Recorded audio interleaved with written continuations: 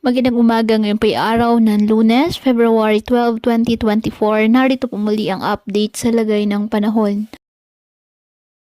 Ayon po sa Pag-asa, sa kasalukuyan nakakaapekto pa rin ang Northeast Monsoon o hanging amihan sa Luzon.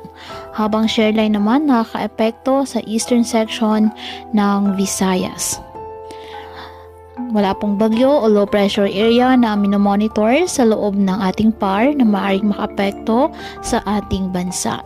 Samantala may gale warning na nakataas ngayon dyan po sa mga seaboards ng Batanes, Ilocos Norte, Ilocos Sur at the northern coast of Cagayan, kasama na po ang Babuyan Islands. Ngayong araw, dahil po sa nasabing shoreline at ng easterlies, ang Eastern Visayas, Central Visayas, Negros Occidental, Caraga at Davao Region, asahan na maulap na halangitan na may kalat-kalat na pag-ulan at thunderstorms.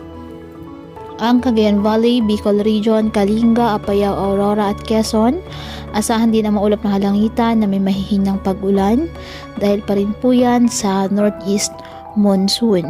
Ang Metro Manila at nalalabing bahagi ng Luzon at Visayas, bahagyang maulap hanggang sa maulap na halangitan with isolated light rains dahil pa rin po sa amihan, at ang nalalabing bahagi ng Mindanao, apektado ng easterlies at localized thunderstorms.